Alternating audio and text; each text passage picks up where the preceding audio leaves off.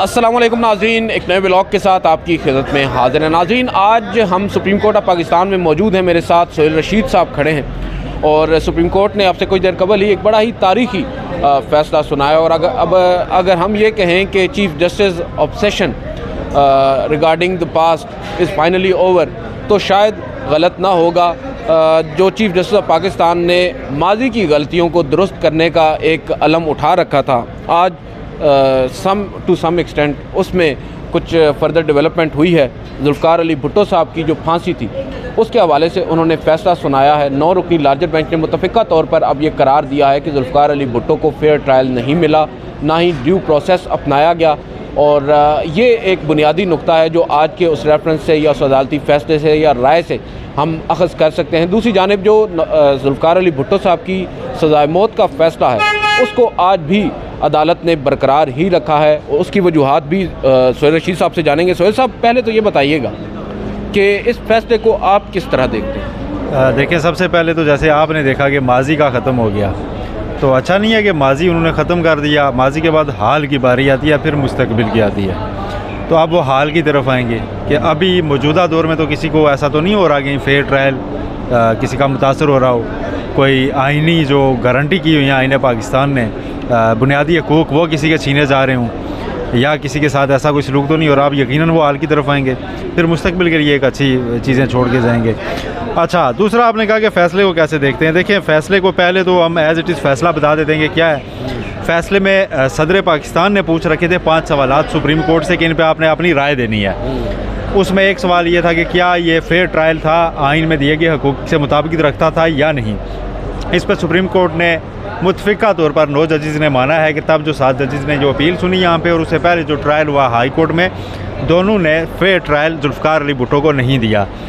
आइन में दिया गया फेयर ट्रायल आइन बनाने वाले पाकिस्तान के मुंतखब वज़ीर-ए-आज़म को पहले को नहीं दिया गया और उसको फांसी की सज़ा इसी सुप्रीम कोर्ट ऑफ पाकिस्तान ने सुना दी गैर शफाफ ट्रायल के नतीजे में। आज यही सुप्रीम कोर्ट 45 साल बाद ये चीज़ मान गया है, ठीक है। लेकिन साथ ही ये कहा है कि वो जो फ़ैसला है उसके ख़िलाफ़ नज़रसानी की दरख्वास्त खारिज हो चुकी हुई है, वो अब हतमी हो चुका हुआ है। आइन और कानून में ऐसा कोई मैकेनिज़्म, कोई तरीक़ाकार मौजूद नहीं कि अब हम दोबारा उस फ़ैसले को कलअदम करार दें। यानी आज की राय देने के बाद, इस नतीजे पर पहुँचने के बाद कि वो जुल्फ़िकार अली भुट्टो को गैर शफाफ ट्रायल के नतीजे में फांसी की सज़ा सुनाई गई और वो उनका मतलब ना, जिसे लोग अदालती कत्ल कहते हैं, वो हुआ। इस नतीजे पर पहुंचने के बाद भी जुल्फ़िकार अली भुट्टो को नवाब अहमद कसूरी के कत्ल के इल्ज़ाम में जो फांसी की सज़ा का फ़ैसला था वो बरकरार रहेगा, ठीक है। वो गैर शफाफ था, ये भी सुप्रीम कोर्ट कह रही है, वो बरकरार रहेगा, ये भी सुप्रीम कोर्ट कह रही है। तो बता रही है ना क्यों कर बरकरार कि आइन और कानून में ऐसा कोई गुंजाइश मौजूद नहीं कि अब हम शवाहिद का दोबारा जायज़ा लेके कहें जी कि वो फ़ैसला गैर कानूनी था। एक राय इसके ऊपर ये आ रही है, लोग ये कह रहे हैं कि सो मोटो जुरिस्डिक्शन का इख्तियार इसमें किया जा सकता था। 184(3) के तहत इसको कहा जा सकता था कि हम उस जजमेंट को सेट असाइड करते हैं, अजाला कोई मुमकिन नहीं है, भुट्टो को हम वापस नहीं ला सकते, हम सॉरी करते हैं उनकी फैमिली से। ये लोग कह रहे हैं कि ये एक तरीक़ाकार मौजूद था कि इसे अजाला ज़्यादा हो जाता। समीउल्लाह बलोच केस हालिया एक था, ठीक है। कुछ ऐसे केसेस तायात नायली केस, नज़रसानियाँ खारिज हो चुकी हुई थी, उनको ओवर राइट किया गया है, उनको दोबारा से उसमें तरमीम की गई है। थोड़ी सी राय मुख्तलिफ है। मैं ये समझता हूँ कि वहाँ पर एक तज़ाद था इलेक्शन एक्ट और सुप्रीम कोर्ट के एक फ़ैसले में, उस तज़ाद को बेस बनाकर ही वो तशरीह की गई है। गो के बेनिफिशरी उसके नवाज शरीफ साहब भी हैं, उसको पोलिटिकली हम लेकर जा सकते हैं, मगर यहाँ पर तो हमें कंप्लीट जस्टिस भी है। फिर काफ़ी चीज़ें हैं जिसमें आप खाली इतना लिख देते कि वो, लेकिन उसमें चूँकि एक मुतफ़िका फ़ैसला है और अगर वो चीज़ें जाती तो फ़ैसला मेरी नज़र में मुतफ़िका न रहता, क्योंकि उसमें जस्टिस मंसूर अली साहब बरमला इख्तलाफ कर रहे थे। जस्टिस याहिया अफरीदी की भी वही राय, याहिया अफरीदी भी, कि जब एक केस क्लोज हो चुका हुआ है तो हम उसको खोलेंगे कैसे, दोबारा उसमें कैसे ओपन करें। सबसे बड़ा था ये क्वेश्चन ऑफ लॉ क्या है इसमें, कि जिसके ऊपर हम राय दें, क्योंकि सदारती रेफरेंस तो आता है कि हम ये करने जा रहे हैं, तो आप हमें थोड़ी राय दे दें कि इसमें कानूनी तौर पर क्या किया जाना चाहिए। अब इसमें गवर्नमेंट करने तो कुछ भी नहीं जा रही, फांसी तो हो चुकी हुई है, एक राय पूछ रही है कि तब ठीक हुआ था या नहीं हुआ था। तो इसमें राय यानी कि एडवाइस किस चीज़ की दी है, क्या आप करने जा रहे हैं तो एडवाइस दी जाए। सिर्फ आप पूछ रहे हैं कि शफाफ ट्रायल नहीं था तो वहाँ यार क्या देते हैं। ये राय से ज़्यादा एक ओपिनियन सॉर्ट की गई थी। ओपिनियन उर्दू में राय ही है। नहीं, ओपिनियन इन अ सेंस कि एक होती है राय, आप देते हैं एक मशवरा नहीं था, ये एक राय थी। देखिए आप स्कोप देखिए ना, सदारती रेफरेंस का स्कोप क्या होता है राय लेने के लिए, कि हम ये करने जा रहे हैं बता दें ठीक है, यानी रिकॉर्डिंग नहीं। कई दफ़ा तो आप सवाल भी पूछते हैं ना कि भाई इस मामले के ऊपर हम ये पूछना चाह रहे हैं, तारीख में क्या ठीक हुआ था क्या गलत, इस पे आप सुप्रीम कोर्ट से हिस्ट्री तो नहीं दोबारा लिखवाएंगे ना। लेकिन सुप्रीम कोर्ट ने अपनी गलतियों को भी तो दुरुस्त करना है ना जी। उस वक्त सुप्रीम कोर्ट को ये रेफरेंस दिया गया था जब सुप्रीम कोर्ट, आप इस पे थोड़ा सा खुल के आते हैं ठीक है, ये तब सियासी मकासद के लिए जुल्फ़िकार अली भुट्टो को फांसी हुई थी। 2011 में सियासी मकासद के लिए ये रेफरेंस दायर किया गया था, आगे मैं नहीं जाता। बिल्कुल ठीक है, बिल्कुल ठीक है। लेकिन हम उसके ऊपर इस बात को तो यकसर नज़रअंदाज नहीं कर सकते ना कि सियासी बुनियादों पर अगर एक मुंतखब वज़ीर-ए-आज़म जो कि पहले आप कह सकते हैं कि मुंतखब वज़ीर-ए-आज़म थे पाकिस्तान के, उनको सज़ाए मौत दे दी जाती है, सुना दी जाती है, और उसके ऊपर फिर अब अदालतें या जो आइंदा आने वाली हुकूमतें हैं वो खामोशी रखें।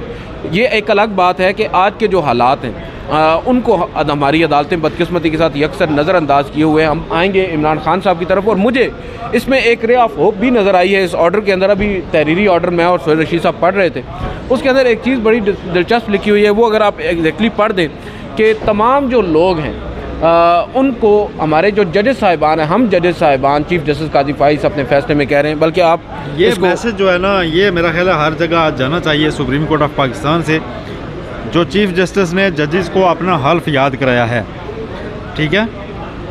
उन्होंने ये लिखा है, in the course of performing our court duty to administer justice in accordance with the constitution of the Islamic republic of Pakistan and the law, कि आइन और कानून के मुताबिक लोगों को इंसाफ फराहम करना हमारी कोर बुनियादी ड्यूटी है हम जजेस की, ठीक है।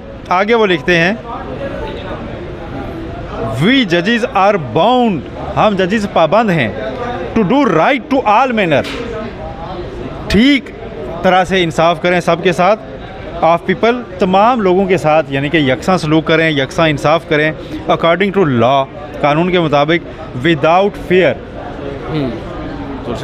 विदाउट फेयर, अच्छा, बगैर किसी खौफ के।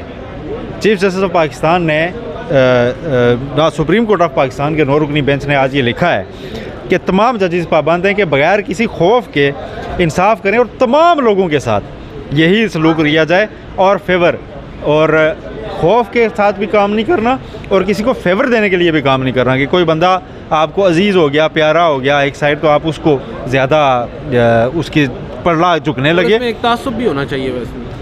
हाँ नहीं, उसमें यह है कि ये उन्होंने लिख दिया और फैसले का आगाज़ हलफ में लिखा होता है विदाउट फियर, फेवर और इलविल। जी, इलविल, बदनीति भी नहीं होनी चाहिए, ठीक है। ये हल्फ अपना जजेस को याद कराया सुप्रीम कोर्ट ऑफ पाकिस्तान ने कि हम ये करने के पाबंद हैं, थे नहीं हैं, ठीक है। जुल्फ़िकार अली भुट्टो के केस में ये नहीं हुआ इसलिए वो गलत था, लेकिन हम पाबंद हैं कि हमने ये करना है। तो ये जो इब्तदाइया ही है ना आज के इस फैसले का, जो मुख्तसर राय है, इसकी पहले 3 लाइनें तो तमाम जजेस को पढ़नी चाहिए आज ही पहली फुर्सत में। काजी साहब को भी उन्होंने तो लिखी हैं, उन्होंने तो पढ़ के सुना, ठीक है, उन्होंने तो पढ़ के सुना दी हैं, उन्होंने पढ़ के सुनाई है, पूरे पाकिस्तान ने, पूरी दुनिया ने सुन लिया है, ठीक है। अब अमल करने की बारी है, अब अमल करने की बारी है। आज के राय के बाद मैं समझता हूँ, मैं खुशगुमानी पहले स्टेप में खुशगुमानी रखा करता हूँ। बल्ले वाले फैसले पे जब पेशावर हाई कोर्ट में हुआ, मैं पहला खुशगुमान आदमी था। मैं कहता था इलेक्शन कमीशन चीफ जस्टिस काजी फाइज साहब की मौजूदगी में सुप्रीम कोर्ट आने का सोचेगा भी नहीं कि इलेक्शन से पहले इंतखाबी निशान छीनने आ रहा हूँ। और अब आप वो राय देने से पहले भी सोचेंगे? अब मैं नहीं, मैं आप फिर खुशगुमान हूँ। अच्छा, मैं कहता हूँ आज ये राय आ गई है, आज से पाकिस्तान में गैर शफाफ ट्रायल का खात्मा। क्या बात है जी, आज से पाकिस्तान में गैर शफाफ ट्रायल का खात्मा। किसी के साथ ऐसा सलूक नहीं किया जाएगा कि उसे लगे कि यार मुझे तो फ़र्द जुर्म ठीक से आयद नहीं हुई, मुझे तो हक़ दफ़ा ही नहीं दिया गया, मेरे तो वकील को ही नहीं सुना गया, मेरे ख़िलाफ़ तो एक ही दिन में सारे गवाह बुला के कर लिया गया, मुझे तो ओपन ट्रायल भी नहीं मिला, मेरे तो जेल के अंदर ही बिठा सारे गवाह बुला के उन्होंने कर लिए हैं, और मेरे तो हाई कोर्ट कह रही है बार बार कि ये ट्रायल ऐसे नहीं ऐसे करो, लेकिन जज नहीं मान रहा। आज से ये सिलसिला ख़त्म होता है पाकिस्तान में। मैंने जो लाइनें पढ़ी हैं चीफ जस्टिस पाकिस्तान की हैं, मेरी जुर्रत और मजाल ही नहीं है कि मैं कहूँ कि इसके बाद ये काम मजीद पाकिस्तान में होगा। ये हाथ जोड़े, मैं इसकी थंबनेल पे लगाऊंगा, सोहेल रशीद ने हाथ जोड़े। नहीं ये आज से ख़त्म है सर। मैं आज खुशी में, मैं आप थोड़ी देर बाद आपसे मिठाई खाऊंगा कि वैसे भी रमज़ान आ रहा है, कि आज से पाकिस्तान में ये सिलसिले का खात्मा हो गया है। मैं क्या से 9 रुकनी बेंच ने लिखा है, मैं कहूँ जी नहीं, आज से बाद ऐसा नहीं होगा। आप देखना कल से किसी को अगर शिकवा बाकी रह गया तो नहीं रहने वाला। हमारे दोस्त हैं जुल्करनैन साहब, ये इन्होंने हमें ज्वाइन किया। जुल्करनैन साहब, आपकी क्या ओपिनियन है, क्या आप इत्तेफाक करते हैं सोहेल रशीद साहब? मैं पहले सोहेल साहब की खुशकुबानी दूर कर दूं। पहली बात ये है कि इस किस्म का फ़ैसला अपने हक़ में लेने के लिए first of all you have to wait 45 years, वो भी मरने तो बाद, मरने के 45 साल के बाद, ज़िंदगी में 45 साल के होने के नहीं। दूसरा ये कि ये एडवाइजरी जुरिस्डिक्शन की एक ओपिनियन है कोर्ट की, ये बाइंडिंग प्रेसिडेंट नहीं है जो उन्होंने नोर की डिमेंशन लिखा है। भले कि लॉ में और आइन में जो मर्जी लिखा हो, लेकिन कोर्ट ऑर्डर में ये चीज़, ये this is not a court order. ये ऑल दो के बाइंडिंग होता है ओपिनियन तमाम इदारों पे, जब किसी कानूनी नुक्ते पे आप लेते हैं, तो ये उस अंदाज में बाइंडिंग नहीं है। इसके वाले से यही कहा जाएगा वो तो 10A का राइट फैसला नहीं है, बेसिकली ये कहना चाह रहे हैं। दिया ना, किसके लिए सोचा है कोर्ट? जो सोच रही है कि किसके लिए सोचा है? सदर पाकिस्तान के लिए यार, उन्हें बता रहे हैं कि ये ऐसे होना चाहिए। और जो वो सदर तो भी है ही नहीं। और भाई सदर पाकिस्तान किसके केस में सोचा है? पाकिस्तान को किसके केस में सोचा है? जुल्फिकार अली भुट्टो के केस में। आपसे सवाल पूछते हैं, तकरीर करना शुरू कर देते हैं। अब कागज का टुकड़ा है मेरे पास ना, कागज का टुकड़ा है, मैं आपको 5 सफ़ों का कागज का टुकड़ा दिखा रहा हूँ, उसमें लिखा हुआ है। ये आपके सामने एक तरफ काजी फायजी से और दूसरी तरफ इरफान कादर साहब। नहीं, मैं आपसे करना है और सोहेल रशीद ही हैं, एम सानू ना चुकवा देंगे तो कागज का टुकड़ा दिखा रहा। आपसे सिंपल सवाल पूछा है, किसके केस में ये राय कोर्ट ने दी है? जुल्फिकार अली भुट्टो के केस में दिया, आज दी। वो कहाँ पे है? जुल्फिकार अली भुट्टो कब्र में है और जस्टिस नसीम हसन शाह कब्र में है। उनको कितना अर्सा पहले फैसला दिया था जिसको आज उन्होंने 45 साल पहले दिया था, तो मैं क्यों कहूँगा अगले 45 साल बाद होगा? आपने तकरीर शुरू कर दी। मजीद 45 साल बाद तो नहीं होगा ना? नहीं, 45 ही होगा। आपको लगता है कि ये कागज का टुकड़ा मौजूद होते हुए 45 साल बाद कोई बंदा आके लिखेगा कि उस वक्त के जजेस ने बैठ के इमरान खान के साथ गैर शफाफ ट्रायल किया था? तो आपको लगता है कि इस वक्त के जज ये लिख सकते हैं? देखें, इस वक्त के जजेस खुद लिखेंगे। ये मैं खुशगुमान, आज के बाद गैर शफाफ ट्रायल नहीं होगा। आप जब कल अगर आपको लगता है ना, आप जो नाम नहीं लेना चाहते मैं ले लेता हूँ, आपको लगता है कि इमरान खान के साथ ट्रायल ठीक नहीं हो रहा, कल उनकी यहाँ पे अगर दरखास्त आई कि नहीं हो रहा, जैसे साइफर वगैरह में उनकी आप अपीलें ऊपर आ रही हैं हाई कोर्ट्स वगैरह में, आप देखिएगा कि बनता क्या प्रोसिक्यूशन का। अच्छा, मेरी अभी सलमान अकरम राजा साहब से भी बात हुई है, उनसे मैंने पूछा है कि क्या आप करेंगे सुप्रीम कोर्ट में आने को या हाई कोर्ट को तरजीह देंगे? तो उन्होंने कहा कि ये तो भी हम फैसला करेंगे, मगर ये बात मैं आपको बता दूं कि हम सुप्रीम कोर्ट भी आ रहे हैं और हाई कोर्ट भी आ रहे हैं, मुख्तलिफ दरख्वास्तें वो दायर करने जा रहे हैं। एक बात बड़ी हैरान कुन है, जो माजी करीब में हम सुन रहे थे कि पाकिस्तान तहरीक इंसाफ एक आप कह सकते हैं कि अदम एतमाद करने जा रही है चीफ जस्टिस काजी फायज ईसा पर, उस सवाल का उन्होंने जवाब दिया है। उन्होंने कहा है कि ऐसी कोई बात नहीं है, हम चीफ जस्टिस काजी फायज ईसा पर बिल्कुल भी अदम एतमाद करने नहीं जा रहे। गुड कॉप बैड कॉप जो है ना, नून लीग जब उस ज़ेर एताब थी तब भी ये खेला जाता था, अब भी ये होता है। PTI ने भी कुछ वकला रखे हुए हैं जो बरमला टाक करते हैं कि ये कौन चीफ जस्टिस हैं जी। दूसरे जो उन्होंने फिर अदालत दरखास्त नहीं लेके आना होता, वो मीडिया टाक करते हैं, ठीक है। शेर अफजल मरवत वो कह देंगे कि हमें तो तवक्को ही नहीं है, मैं तो पहले दिन से कह रहा हूँ कोई तवक्को नहीं, उसका मीडिया से दबाव जाता है। दूसरे आते हैं कि नहीं सर, हम कैसे सोच सकते हैं, ऑफिसर ऑफ कोर्ट, हम चीफ जस्टिस पाकिस्तान पे कैसे वो कर सकते हैं। अच्छा, मेरी अब ये जो हम इसको कंक्लूड करते हैं, जो रेफरेंस ये वाला सर जुल्फिकार अली भुट्टो वाला, ये दोनों मेरे इसकी बता दूं, हाँ जी, थोड़ा सा आगे आ जाए। मजमूई तौर पर 5 सवाल थे, इनमें से सिर्फ एक का जवाब कोर्ट ने दिया, बाकी 4 को उन्होंने वेल लेफ्ट कर दिया।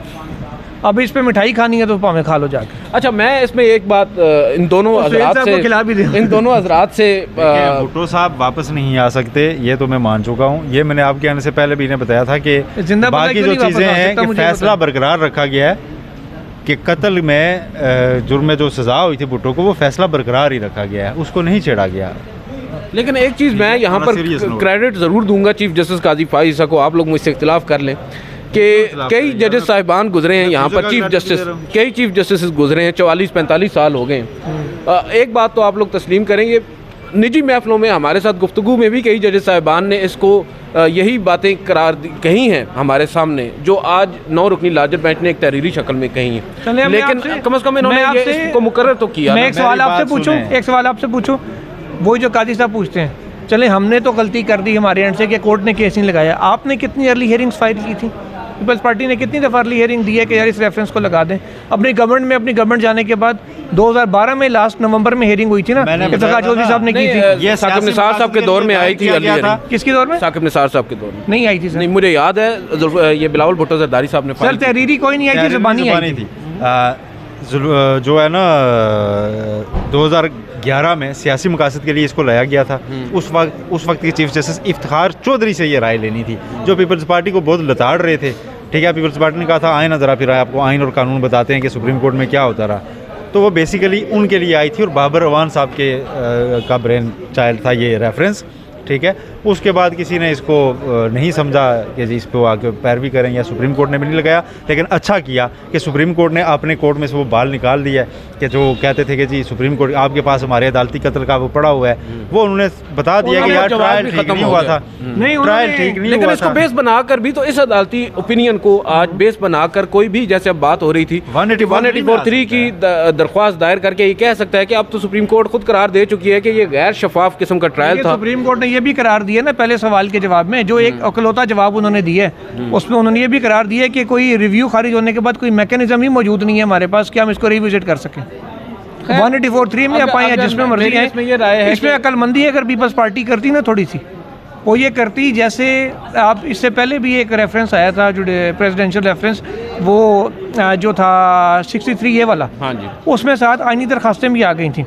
अब 186 और 184(3) दोनों का इकट्ठी समाअत हो रही थी, उसमें कोर्ट ने 187 यूज़ करके तो वोट काउंट होने का ना क्या करा दे दिया था। इसमें अगर कोई 184(3) की पिटीशन आ जाती ना साथ, तो फिर 187 यूज़ करके वो कोई फैसला ले सकते थे, अब नहीं आ सकता। मेरा ख्याल है कि अगर सुप्रीम कोर्ट 1 महीना और ले लेती कम अज़ कम, तो ज़्यादा सवालों के जवाब दे सकती थी।